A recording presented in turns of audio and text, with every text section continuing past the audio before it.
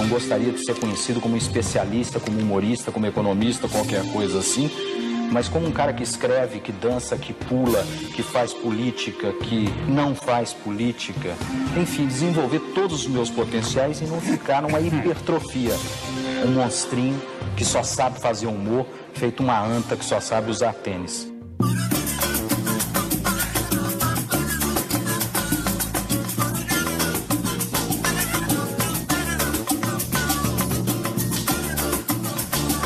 O Brasil entra para a Segunda Guerra Mundial e começa a enfrentar o rigor da ditadura Vargas. Em Belo Horizonte é lançado o Manifesto dos Mineiros a favor das liberdades democráticas. Este é o cenário em que nasce Henriquinho. Aí eu vou ter que contar uma história, a história de onde eu nasci e como foi. Minas Gerais já significa numa família muito católica, mas católica de comunhão diária e de seguir Nossa Senhora de Fátima e rezar terço toda sexta-feira. Quando eu soube que era homem, eu fiquei tão triste, porque já tinha o Betinho doente, né? Eu sabia que ele ia nascer também com hemofilia. Ninguém não podia apanhar, né? Porque ele era hemofílico, senão machucava, senão tinha derrame. Então ele pintava e bordava, né? No curso ginasial ele tomou a bomba 7 anos, no primeiro ano. Não passava do primeiro ano, de jeito não. Porque ele dizia que ia para aula, né? Todo mundo estava dizendo que estava na aula e não estava nada. Estava na rua. Eu tive educação religiosa daquela de comungar em jejum, não poder sequer escovar os dentes antes, porque a água poderia entrar e ia quebrar o dentifrício, ia quebrar o jejum. O medo do demônio, terrível. Eu ia confessar, por exemplo, isso no Colégio Arnaldo, em Belo Horizonte, eu ia confessar e voltava pela rua, limpinho, né? Estado de graça, e vinha na base, vinha aquela criança, 4 quarteirões até em casa, falando, Deus pra cá, capeta pra lá. Deus pra cá, capeta pra lá. E vinha, e não me importava quem estivesse olhando. Aí, numa determinada fase daquilo, Deus pra cá, capeta lá, vinha, capeta pra cá, Deus pra lá, Pará, e eu voltava. A Conferência Nacional dos Bispos do Brasil sinaliza mudanças. Henriquinho conhece os freis dominicanos. Numa época que eu estava numa angústia terrível, em que eu já sabia que eu ia para o inferno, não havia dúvida. Então eu estava tentando arrumar um arranjo qualquer para ir pelo menos para o purgatório, onde não se queimava. Quando eu conheci os frades dominicanos em Belo Horizonte, no primeiro papo que eu tive com um deles, Frei Mateus Rocha, que chegou a provincial, eu acho, dos dominicanos, ele me explicou para meu alívio que não existia fogo no inferno. Seria a ausência de Deus. Falei, bom, então, tudo bem, não tem perigo, não vou sentir muita falta, queimar é que não dá. E essa minha libertação do fogo do inferno me deu uma gratidão, um sentimento de gratidão muito grande. 1957. O Centro de Estudos Cinematográficos de Belo Horizonte tem em seu acervo filmes da Nouvelle Vague. Henriquinho descobre o cinema de autor. Esta semente leva 30 anos para dar o seu único fruto. Tanga deu no New York Times, filme roteirizado e dirigido por Enfio. Vamos trocar Frau Regine pelo New York Times. Quando ele escreveu o roteiro, ele fez uma coisa que o Fellini faz, né? Que é cartoonizar o filme inteiro. Então o filme ele é assim, ele é um catatal, que ele está todo desenhado cena por cena. Só Enfio levaria a luta pelo poder às últimas consequências do humor.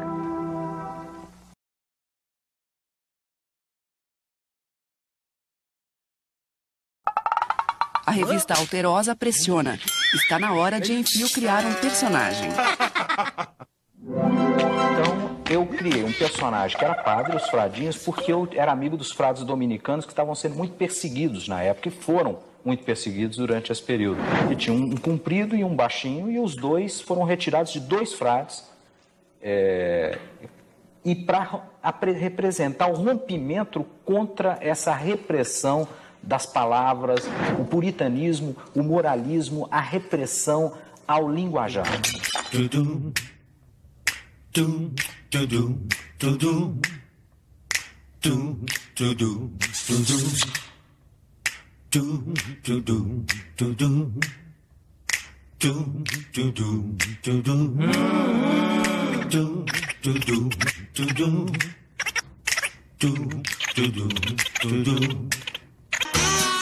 Em 1969, os Fradins ressurgem no Pasquim, semanário que ousou debochar da ditadura naqueles tempos conhecidos como Anos de Chumbo.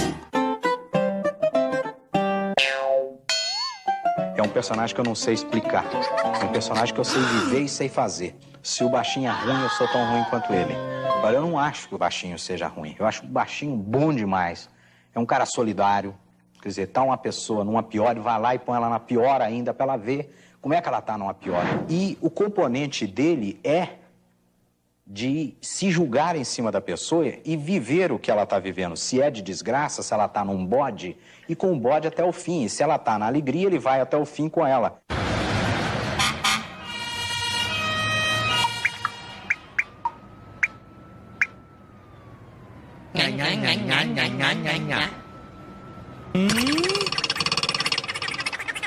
Mergulha sua criatividade no Brasil mais carente, o Nordeste. O cangaceiro seria uma espécie de pegar um tipo que encarnasse um espírito de luta. E o cangaceiro, nesse ponto, encarna muito bem, porque ele não só lutou contra uma série de, consciente ou inconscientemente, contra uma série de estruturas, o sistema do latifúndio, aquelas coisas todas, como conseguiu sobreviver a natureza da caatinga, a seca, conseguiu sobreviver à falta de água, aqueles negócios todos, o problema da fome. A Graúna é o meu primeiro e único personagem mulher. E foi em forma de pássaro. Eu tinha uma Graúna na minha casa e ela era realmente aquele pássaro mulher. Ficava naquela manha toda, mas acabava sempre matando os outros passarinhos. Ela ganhava sempre, como acabou ganhando na historinha. Ela ganhou a historinha do Zeferino, que hoje não é considerada uma historinha do Zeferino. É considerada a historinha da Graúna e virou o astro maior. Ela é aquela coisa dengosa, maldosa, cândida, sem grilo, sem medo. Um amigo meu chamado Elomar, que mora no sertão da Bahia, ele me contou que ele tinha uma criação de bodes e, entre esses bodes, um se chamava Francisco Orellana e ele achava que ele era muito inteligente porque, de vez em quando, o bode Orellano, ao vivo, né, ele entrava dentro da casa dele e comia livros. Daí ele achar isso. E eu peguei e falei, poxa, tá pronto um personagem que seria mais ou menos aquele intelectual que tem não só nas cidades pequenas, mas muito também em cidades grandes, que come livro, quer dizer, aquele cara que de repente ele está angustiado e tal, e lê um determinado livro e passa a descomer esse livro e a viver esse livro, só fala daquele livro o tempo todo. Em 78, a turma da Caatinga sai do gibi e invade o Teatro Ruth Escobar, em São Paulo. Fizeram música, o Adhemar criou coisas em cima, os próprios atores passaram a criar, então foi um trabalho de conjunto muito grande. Então não é a peça do Enfio como marca, mas é a peça de Enfio, Adhemar Guerra, Oswaldo Mendes, Cláudio Petralha, Márica e dos atores todos que estão trabalhando, porque foi realmente um trabalho de equipe. A mãe principal, por exemplo, foi a Ruth Escobar, e eu acho que estava realizando mais ou menos um certo interesse de trazer comédia, de fazer de novo revista política no Brasil, e com bastante humor. O Enfio me passou todo o material concentrado no povo da Caatinga. Os personagens urbanos, o único que tinha era o Baldo Paranoico, que entrava como uma figura em cena, que fazia toda a ligação com o momento presente e tal. O que importou realmente no espetáculo foi tentar transpor o espírito do Enfio, tentar transpor a ideia que o Enfio coloca em seus personagens e seus desenhos, em suas tirinhas, vamos dizer, chamar assim. Não era peça de teatro, não era revista, não era circo, não era nada. Era uma coisa com um objetivo político,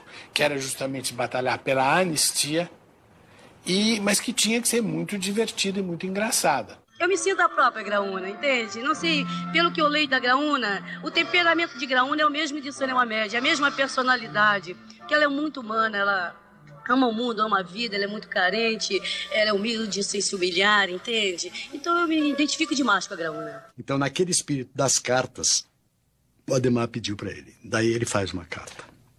É uma das coisas mais bonitas que o Enfio escreveu. Em que ele fala exatamente desse assim, eu eu amo tanto as pessoas, mas sou incapaz de dizer eu te amo, entendeu? Eu gosto das pessoas, mas sou incapaz de um gesto amoroso, como a gente é preso, sabe, era uma coisa de peito aberto, rasgado, assim. Eu acho que essa carta um pouco é a síntese do Enfio, da alma do Enfio.